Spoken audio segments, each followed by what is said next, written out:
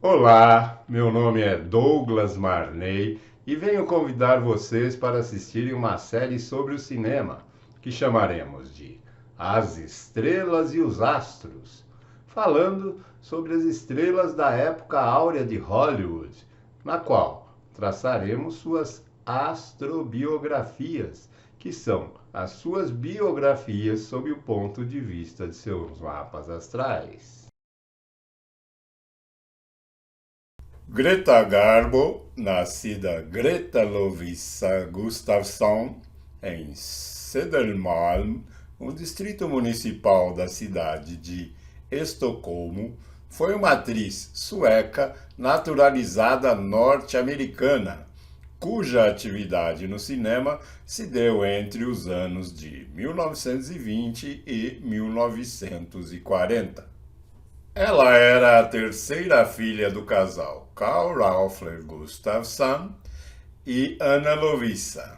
Seus pais se conheceram em Estocolmo e a família Gustafsson não tinha muitos recursos financeiros. Seus irmãos eram Sven Alfred e Alva Maria. Eles moravam em uma casa de 3 cômodos na Blekingegatan, número 32, considerado na época uma periferia pobre. De acordo com os sites AstroDynasty, AstroSeek e AstroTem, Greta nasceu em 18 de setembro de 1905, às 19h30, e seu mapa astral traz o Sol em Virgem, a Lua em Touro e o Ascendente em Gêmeos. O astro com mais evidência no mapa é Mercúrio, que está domiciliado no signo de Virgem, na casa 5, a casa das manifestações artísticas e dos espetáculos. Ele rege o Sol, o Ascendente, a casa 2, a casa das posses, e a casa 6, a casa da rotina e da saúde. Mercúrio em Virgem traz habilidade para raciocinar em termos práticos e analíticos, metodologia, organização, desenvoltura para comunicação falada e escrita. Sua presença na casa 5 proporciona um interesse nas atividades artísticas e criativas, além de uma forma de expressão dramática. O Sol no signo de Virgem na casa 6 indica uma possibilidade de adoção exagerada de regras na sua rotina diária, bem como uma grande preocupação com higiene e limpeza, podendo acarretar também uma certa dose de timidez. A lua exaltada no signo de Touro proporciona uma forte necessidade de segurança econômica para alcançar o equilíbrio emocional.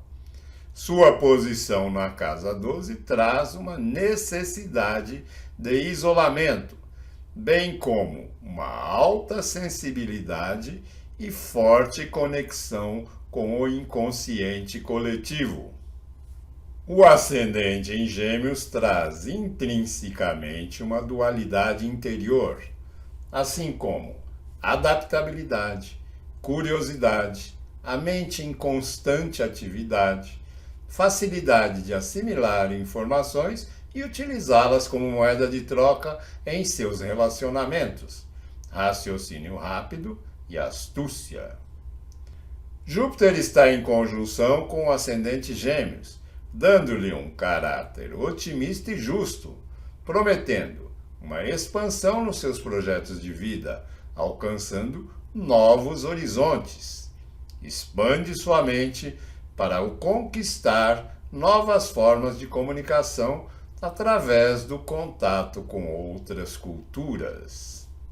Plutão em Gêmeos na casa 2 ocasiona intensa motivação e ambição para alcançar posses materiais, sendo que todo o seu poder é canalizado para estes assuntos.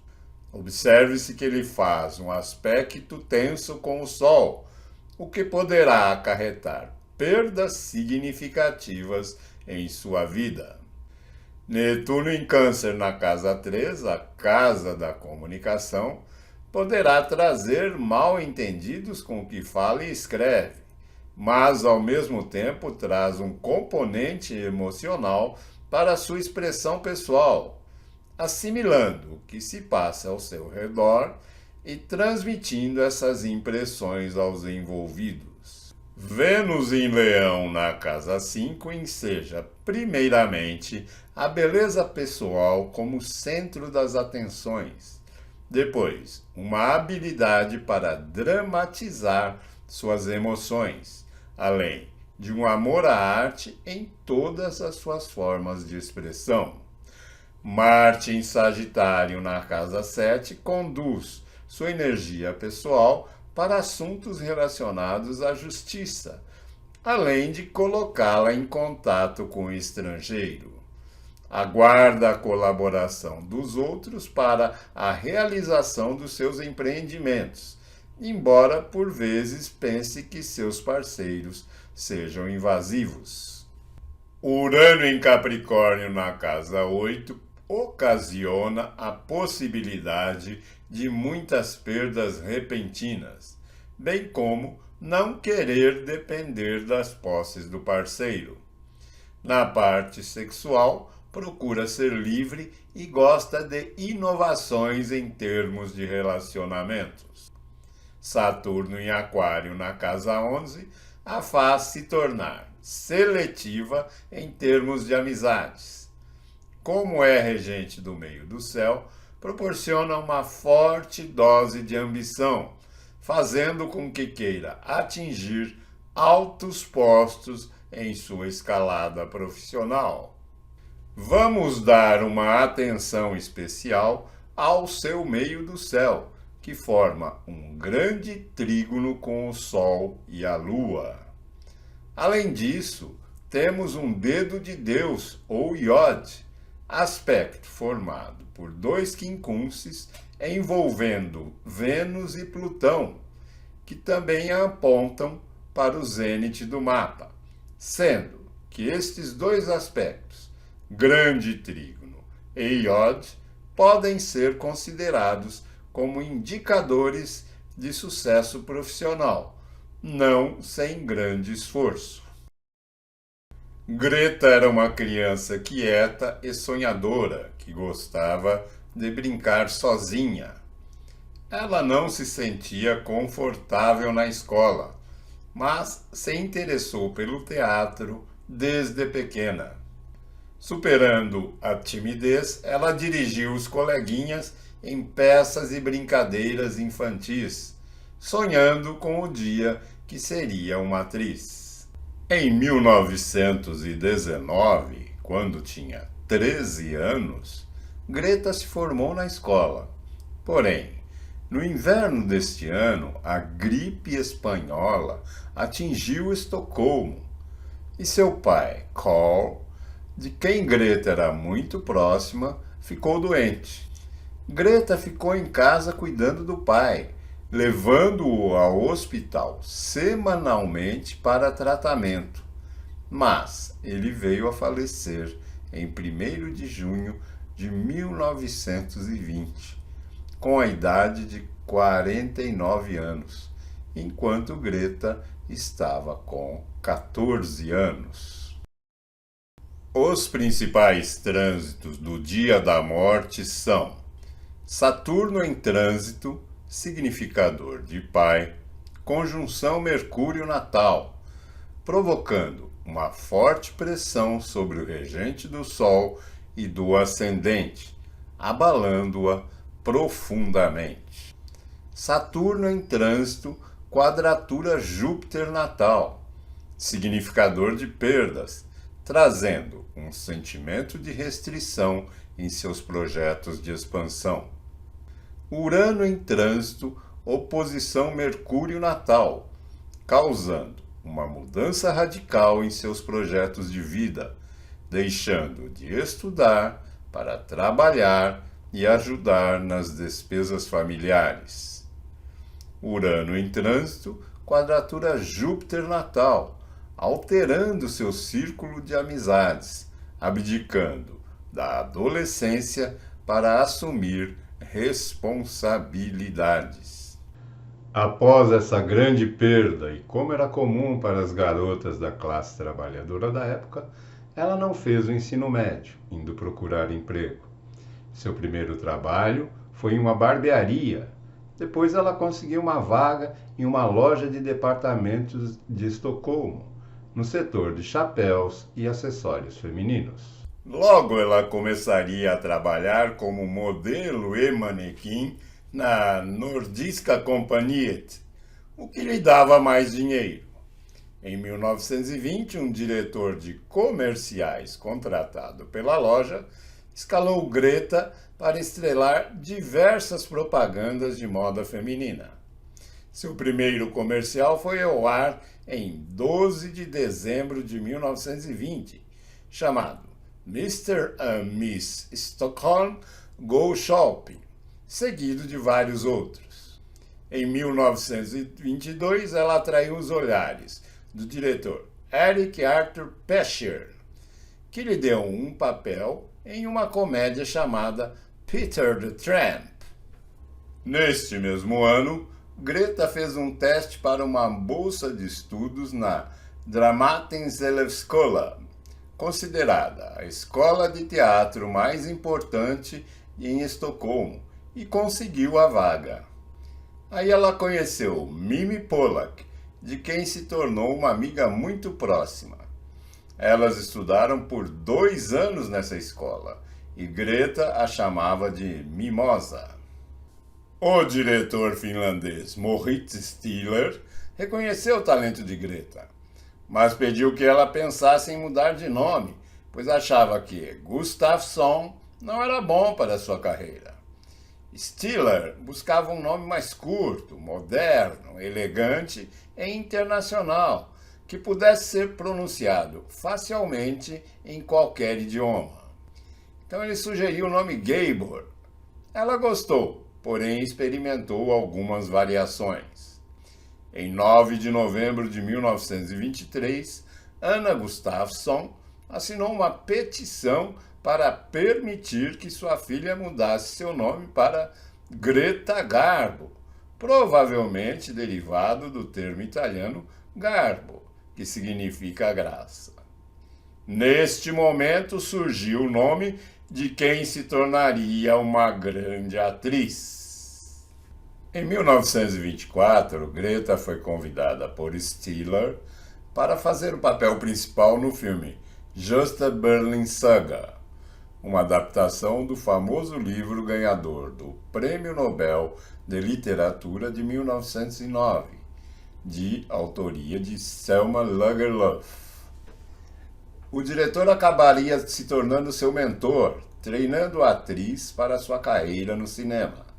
Em seguida, ela estreou num filme alemão, Die Freudlose Gas, em 1925, dirigido por G. W. Pabst, onde ela atuou junto com Asta Nielsen.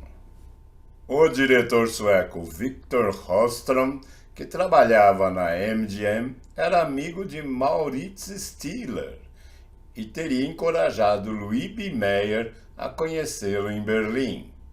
Mayer, que sempre procurava por novos talentos, teria se interessado pelo trabalho de Stiller, fazendo-lhe uma oferta de trabalho.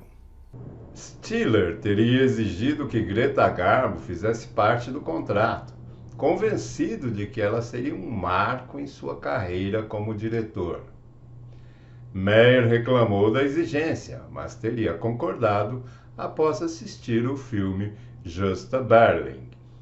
Greta e Stiller foram da Suécia para os Estados Unidos a pedido de Mayer, ainda que não falassem inglês, desembarcando em Nova York em julho de 1925. Eles ficaram 6 meses na cidade sem nenhuma palavra do estúdio.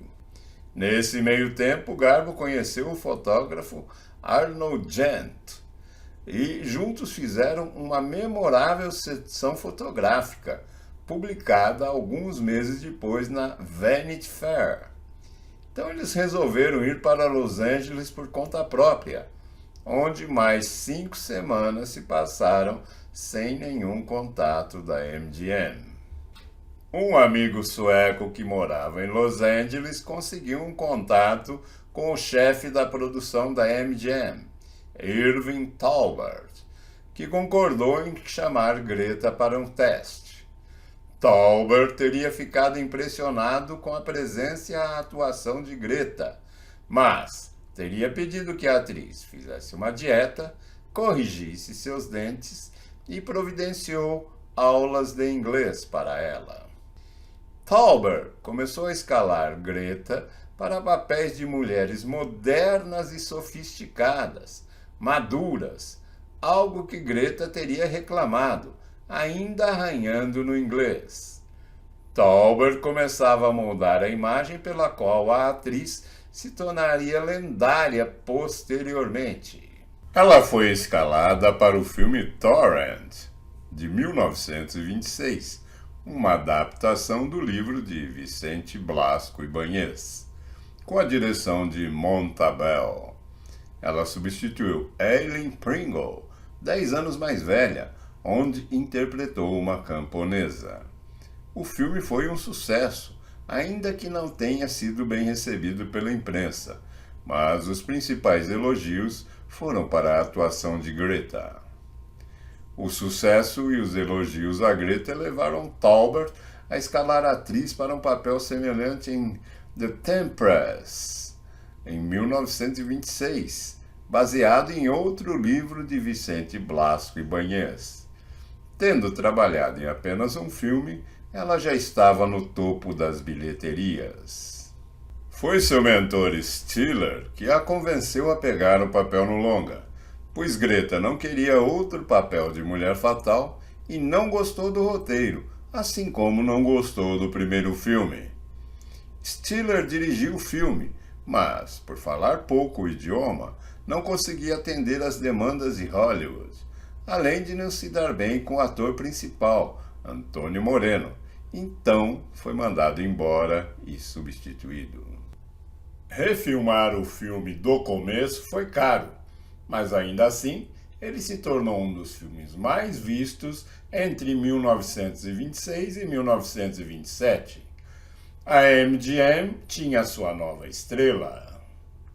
A sutileza e a naturalidade da sua atuação a fez destacar de outras atrizes da época.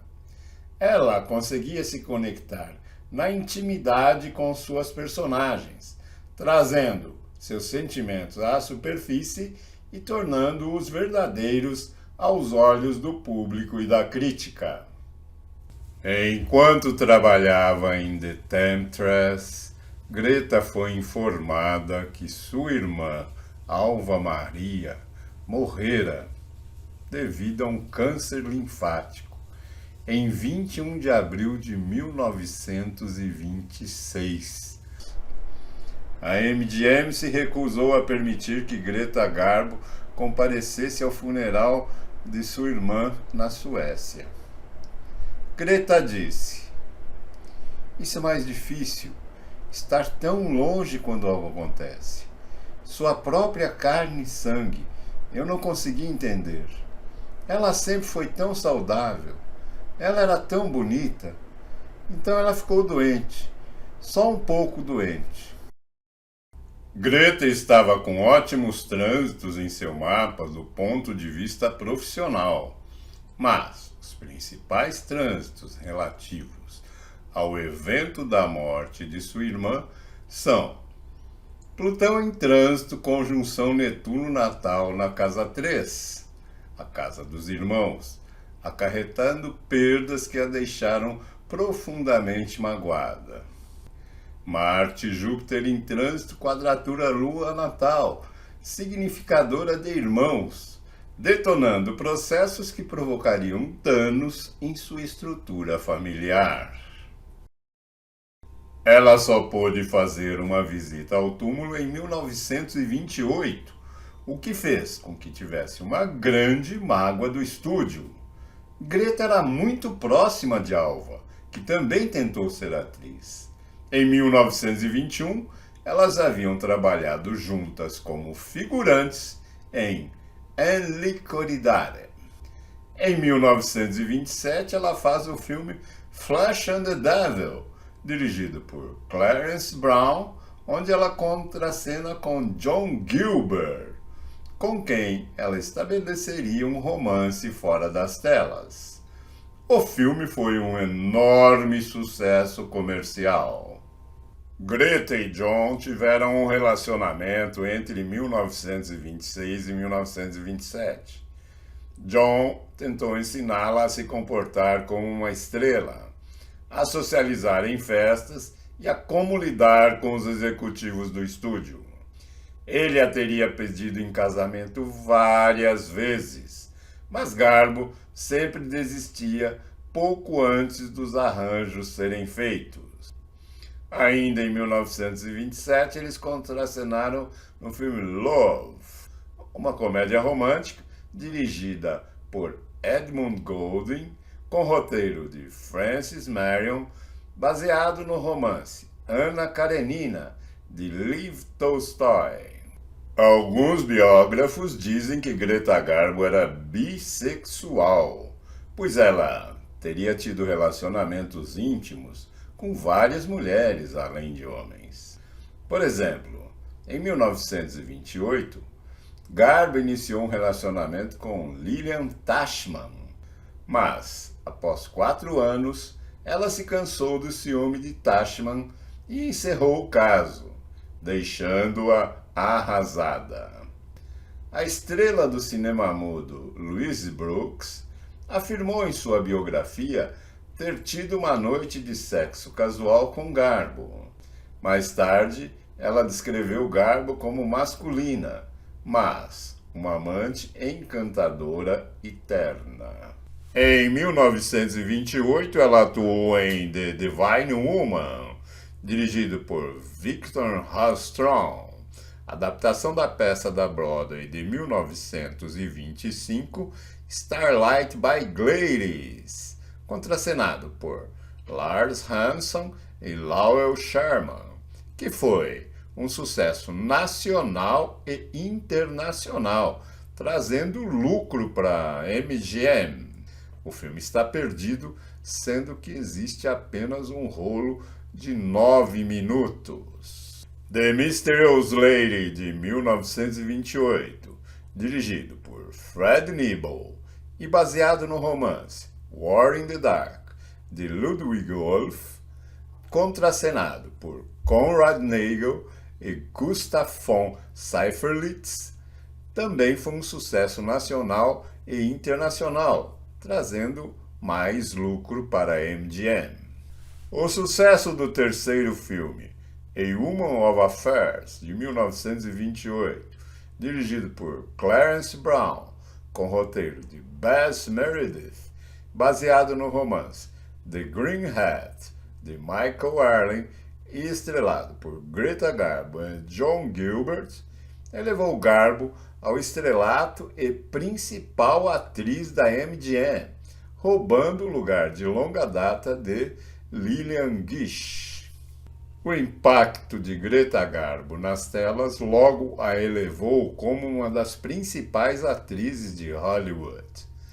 Especialistas em cinema apontam sua expressividade e presença como os pontos altos de sua atuação. Foi por volta desta época que Garbo começou a fazer exigências enquanto filmava. Ela proibiu visitantes, incluindo membros do estúdio, nos sets, e exigiu que as cortinas ou telas pretas a cercassem, para evitar que técnicos e figurantes pudessem observá-la atuando. Sobre estas excêntricas exigências, Garbo se justificou. Se eu estiver sozinha, meu rosto fará coisas que eu não posso fazer de outra forma. Ainda que fosse a estrela do estúdio e uma das mais famosas atrizes de Hollywood, a MGM temia que seu sotaque sueco pudesse impactar seu trabalho nos filmes falados. Então eles atrasaram ao máximo sua estreia na era do cinema falado, tanto que a MGM foi o último estúdio a se adaptar para o universo dos microfones. Ela realizou o filme Wild Orchids, de 1929, dirigido por Sidney Franklin, coestrelado por Lewis Stone e Nils Ashter. Em seguida fez The Single Standard, em 1929, dirigido por John S. Robertson, coestrelado por Nils Ashter e John McBrown. Seu último filme mudo, The Kiss, de 1929, dirigido por Jack Spider, coestrelado por Conrad Nagel e Lew Ayres, foi também o último filme de Garbo nesse sistema. Apesar do receio da MGM, Greta Garbo se tornaria uma campeã de bilheteria durante a década seguinte. No final de 1929, Garbo estrelou em Anna Christie, uma interpretação da peça do mesmo nome de Eugene O'Neill, seu primeiro filme falado. Aos 16 minutos do filme, Garbo, que interpreta uma prostituta sueca para justificar seu sotaque, fala a famosa frase: "Give me a whiskey". Vamos assistir a esta cena.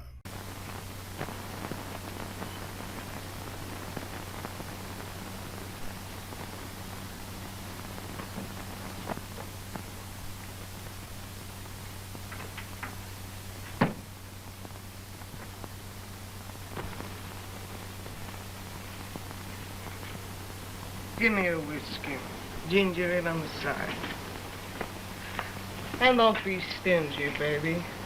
Well, shall I serve it in a pail? All that suits me down to the ground.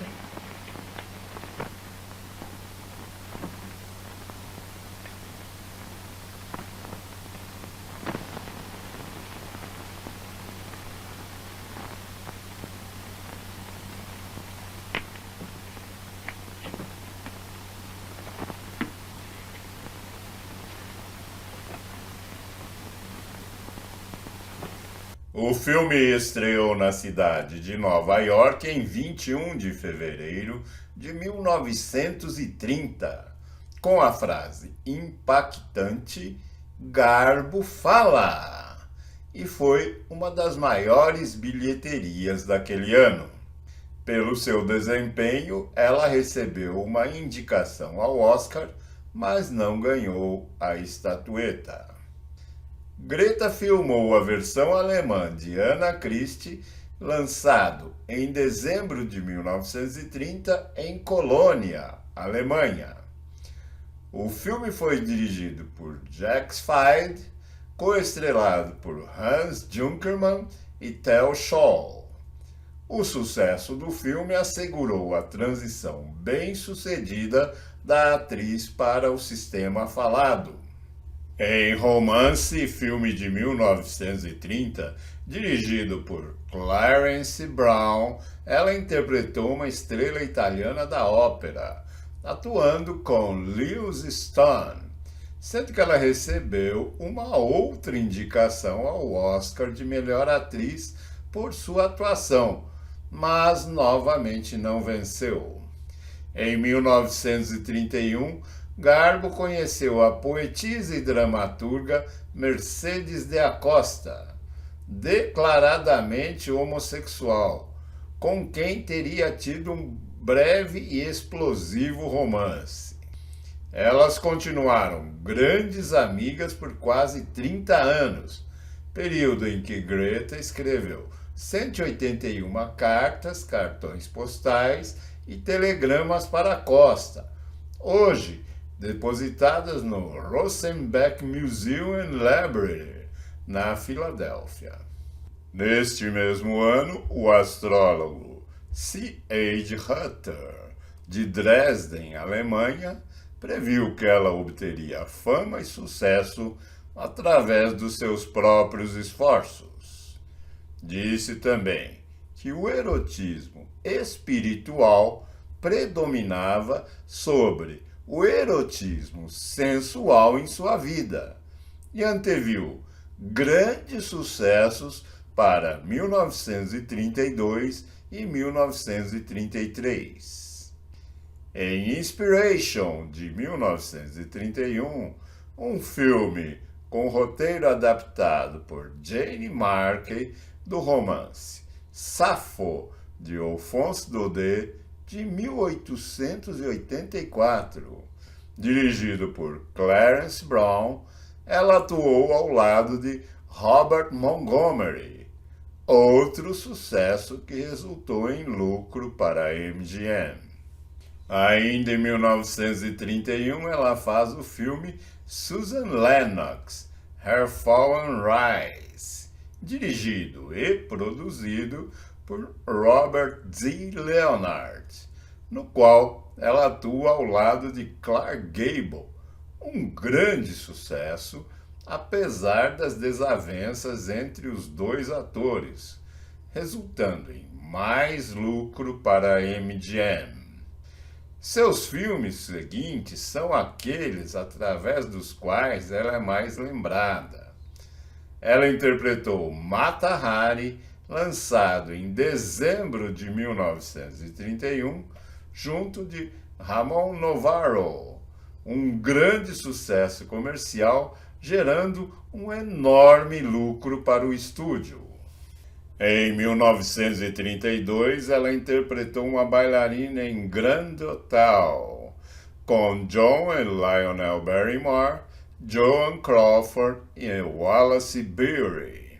Grand Hotel foi um grande sucesso comercial, sendo que o retorno lucrativo da produção foi o maior que a MGM obteve.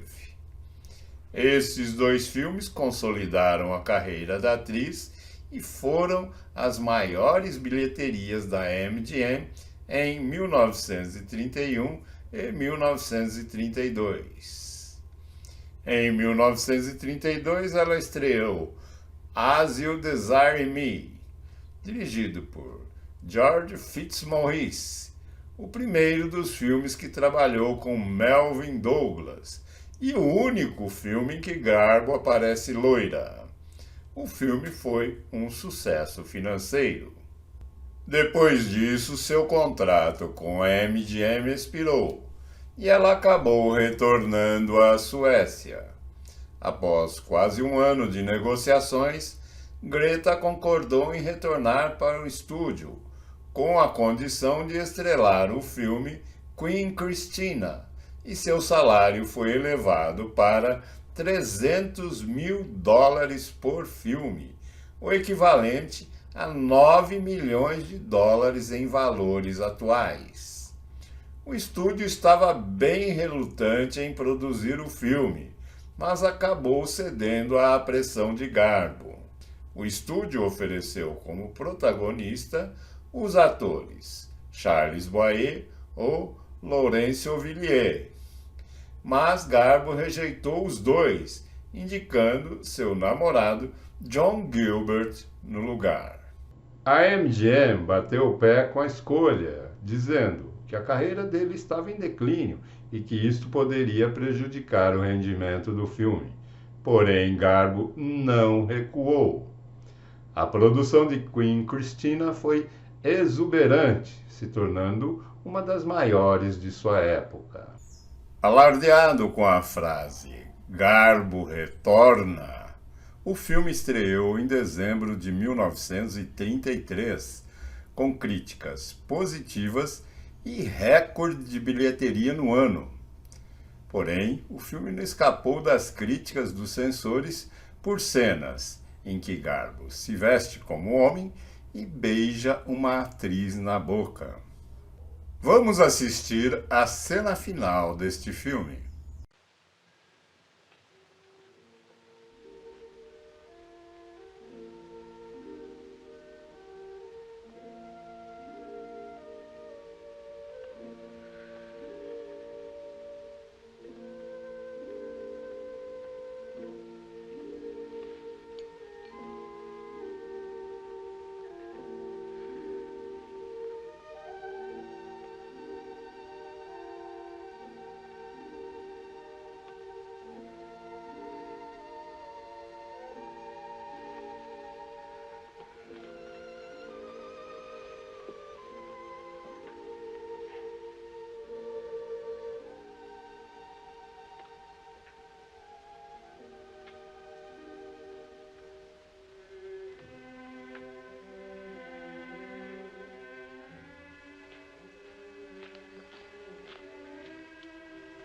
You still want to sail, Your Majesty?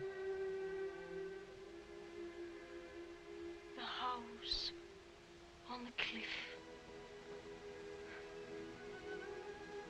Yes, Augur. We will sail. I'll tell the captain. The tide is full, and the wind is with us. The wind is with us.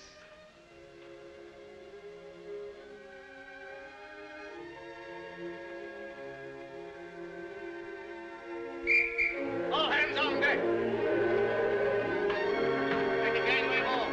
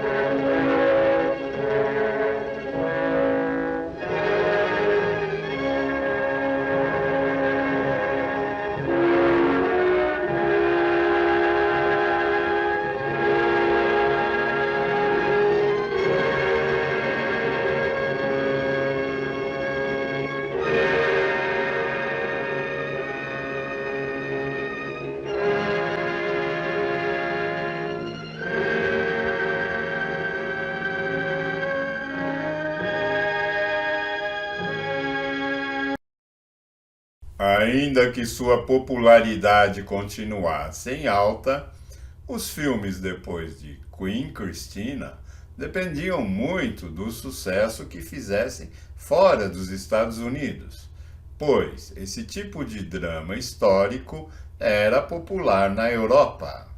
Em 1934, ela realiza o filme The Painted Veil, baseado no romance homônimo de William Somerset Maugham, dirigido por Richard Boleslawski e coestrelado por Herbert Marshall e George Brent, com boa recepção pela crítica, mas gerou um lucro moderado para a Metro-Goldwyn-Mayer.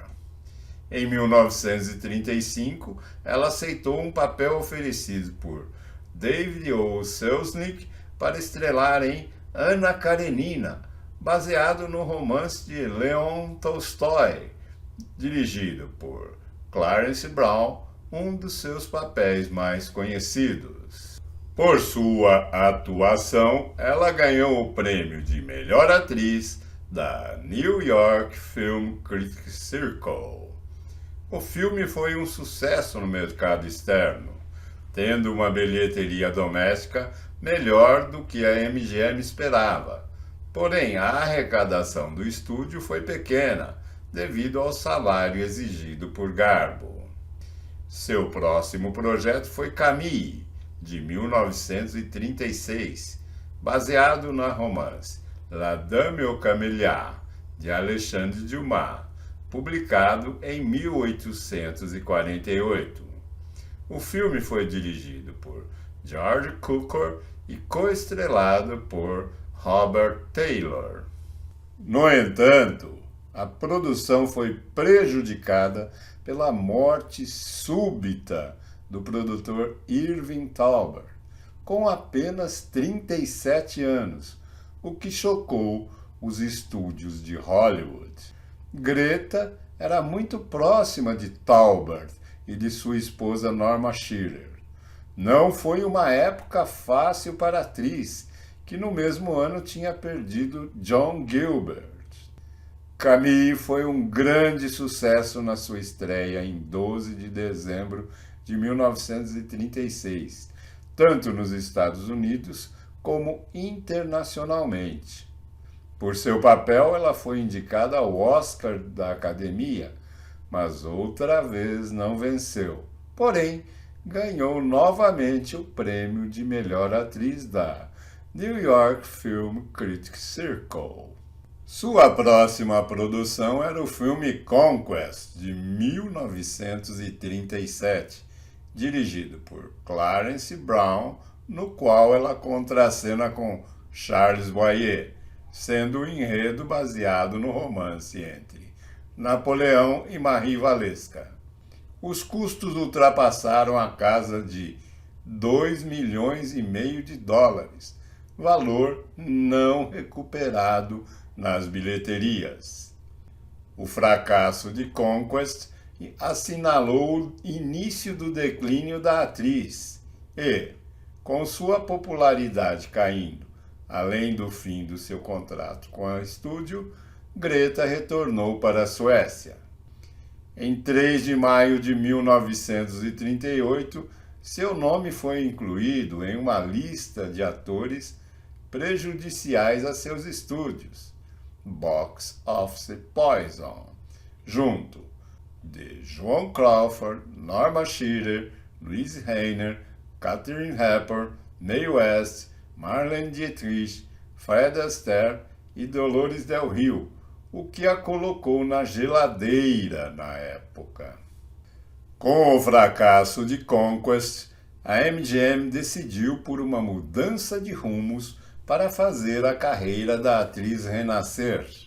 Seu próximo filme foi Ninotchka, de 1939, sua primeira comédia, dirigido por Ernest Lubitsch e coestrelado por Melvyn Douglas e Bela Lugosi. Com a frase "Garbo ri", o filme estreou em outubro de 1939, tornando-se um grande sucesso nos Estados Unidos, mas foi banido na União Soviética.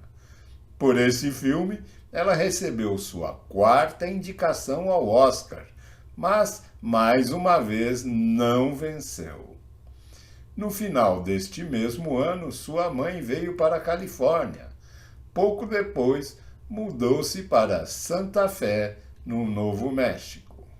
Em 1941, ela estrelou Two-Faced Woman, dirigido por George Cukor e coestrelado por Melvyn Douglas, uma tentativa do estúdio de faturar em cima do sucesso de Ninotchka. O filme teve um bom rendimento na bilheteria, mas foi um fracasso de crítica. Garbo costumava se referir a este filme como sendo a sua sepultura. Foi seu último filme. Greta Garbo tinha então 36 anos, tendo atuado em 28 filmes ao longo de 16 anos de carreira. Ao final de 1942, o contrato de Garbo com a MGM foi encerrado, provavelmente de mútuo acordo. Ainda que tenha se sentido ofendida pelas críticas do filme, Garbo não pretendia se aposentar na época. Seus filmes, entretanto, dependiam da bilheteria europeia, e quando a Segunda Guerra Mundial eclodiu, não havia mais mercado para o cinema no velho continente. Garbo acreditava que poderia continuar sua carreira quando a guerra acabasse, ainda que estivesse indecisa sobre voltar a atuar. Amigos diziam que Greta era impaciente para trabalhar, mas também tinha medo e se preocupava com sua idade. Em 1944, Anna Lovisa Gustafsson, sua mãe, morreu, mas Greta não pôde comparecer ao funeral. Seu corpo foi cremado e, após a guerra, Sven trouxe sua urna para a Suécia e a enterrou em Skogsgården, ou Cemitério do Bosque, em Estocolmo. Ela ainda assinou contrato em 1948 com o produtor Walter Wanger, que produziu Queen Christina. para um filme baseado em La Duchesse de Langeais, de Honoré de Balzac. Ela chegou a fazer vários testes, decorou o roteiro e desembarcou em Roma em 1949 para as gravações. Porém, o financiamento do filme não foi aprovado e o projeto foi abandonado. Esta foi a última vez que Greta Garbo fez qualquer tipo de teste para filmes. Vamos assisti-lo.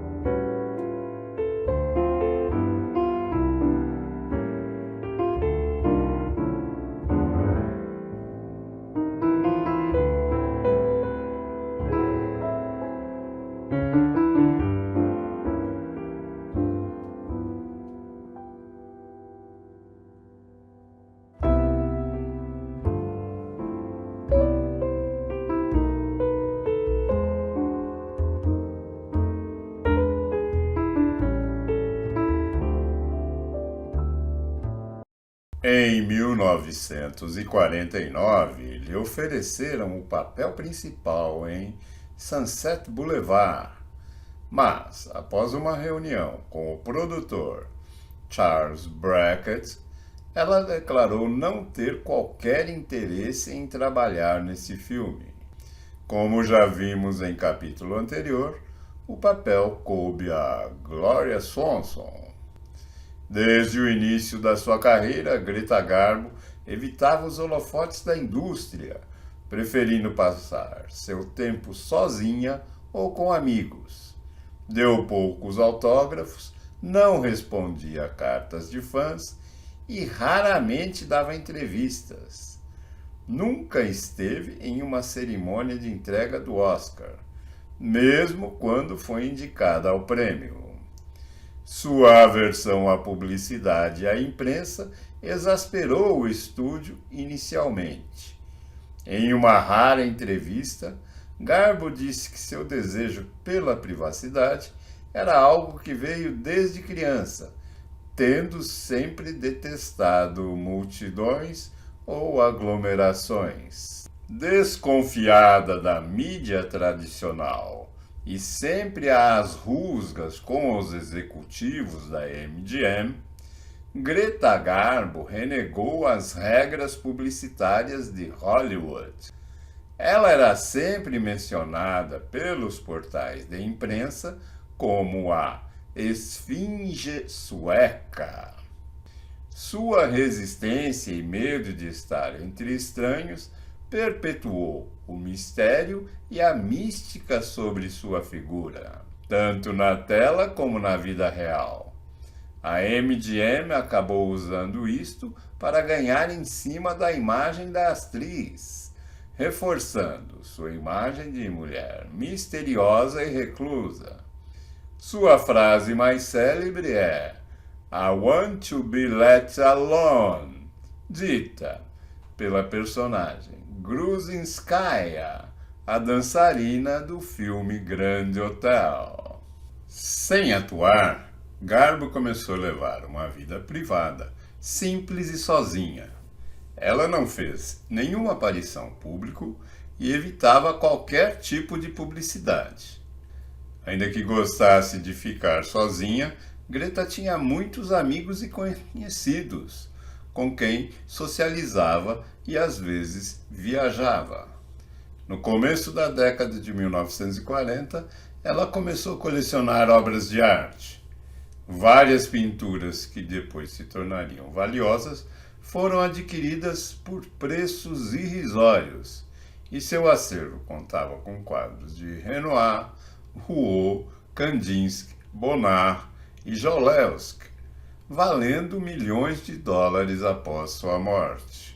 Em 9 de fevereiro de 1951, Greta Garbo conseguiu se naturalizar cidadã dos Estados Unidos. Em 1953, ela comprou um apartamento no prédio The Campanile, em Manhattan, Nova York, onde morou pelo resto de sua vida. Ela amava Nova York porque descobriu que podia sair com relativo anonimato. Em 1954, Garbo foi votada como a mulher mais bonita de todos os tempos no Guinness Book of Records. De todas as estrelas que já despertaram a imaginação do público, nenhuma projetou um magnetismo e uma mística iguais ao de Garbo. Greta também tem uma estrela na famosa Calçada da Fama, em Hollywood, na altura do número 6.901 da Hollywood Boulevard. Em 30 de março de 1955, Hollywood fez uma reavaliação tardia do talento de Greta, e num ato de contrição, a Academia lhe conferiu um Oscar honorário pelas suas performances na tela luminosas e inesquecíveis. Como era de se esperar, a reclusa Greta não compareceu à cerimônia, cabendo a Nancy Kelly receber o Oscar em seu nome. Após o show, a estatueta ficou sob a custódia de Mina, irmã do produtor Hal Wallis. Levaria 2 anos até que Greta recebesse o prêmio. Os principais trânsitos do dia do Oscar são: conjunção Júpiter e Urano em trânsito na cúspide de sua casa 4, trazendo resgates do passado que modificariam positivamente suas bases emocionais, embora ela negasse que isto a tivesse afetado. Conjunção Júpiter e Urano em trânsito sextil o Sol natal, proporcionando um maior brilho pessoal através de um reconhecimento tardio de suas qualidades como atriz. Plutão em trânsito, oposição Saturno natal, regente do meio do céu, provocando um renascimento de sua imagem pública. Netuno em trânsito, trígono no Saturno natal, colocando glamour em sua posição dentro do seu círculo de amizades. Em 27 de janeiro de 1967, seu irmão mais velho, Sven Alfred, que também tentou ser ator, sofreu um infarto no hospital de Palm Springs, na Califórnia, vindo a falecer. Aqui ela perde o último elemento de sua família original. Em 1971, Greta viajou com sua grande amiga, Baroness Cécile de Rothschild, para sua casa no sul da França.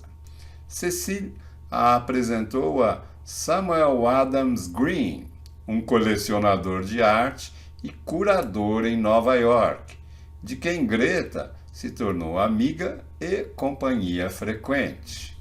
Era costume de Green gravar suas conversas pelo telefone com Greta, que o tinha autorizado. Em 1985, porém, ela acabou com a amizade de longa data com Green quando foi falsamente informada que suas conversas foram ouvidas por outras pessoas. Em seu testamento, Green pediu que todas suas fitas fossem entregues para os arquivos da Universidade Wesleyan em 2011. As fitas revelam o bom humor e a personalidade de Greta, além de várias de suas excentricidades. Greta Garbo nunca se casou ou teve filhos, vivendo sozinha quando adulta, mas teve 2 casos conhecidos. Um com o regente Leopold Stokowski, que conheceu em 1937, com quem foi vista várias vezes viajando pela Europa. Outro foi com Cecil Beaton, um fotógrafo inglês de moda e figurinista britânico, entre 1947 e 1949. Nem sempre seus relacionamentos incluíam sexo, e depois de algum tempo, ela buscava algo mais mental, tornando-se quase assexuada. Certa vez, vendo as vitrines de um sex shop em Paris, teria dito: "Ah, essa coisa de sexo. Ainda bem que essa parte da minha vida acabou." Greta Garbo passou por um tratamento bem-sucedido contra um câncer de mama em 1984. Em seus últimos anos, apenas poucos amigos sabiam que ela vinha fazendo hemodiálise 3 vezes por semana no Rogosin Institute, em Nova York. Greta Garbo morreu em 15 de abril de 1990, aos 84 anos, em decorrência de uma pneumonia e falência renal, no New York Presbyterian Hospital. Ela foi cremada em Manhattan e suas cinzas foram enterradas em 1999 no mesmo cemitério de sua mãe, em Estocolmo.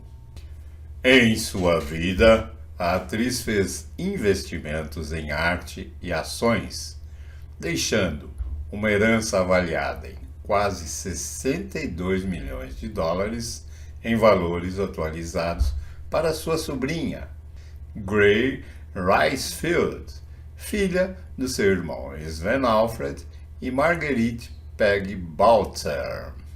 Em 2005, o espólio de Mimi Pollack divulgou 60 cartas que Garbo havia escrito para ela em sua longa correspondência. Várias cartas sugerem que ela pode ter tido sentimentos românticos por Pollack por muitos anos. Se você gostou deste vídeo, deixe seu like e se inscreva no canal para receber os avisos dos próximos vídeos. Nossa próxima atriz será a norte-americana Katharine Hepburn, considerada como a maior estrela feminina do cinema clássico de todos os tempos.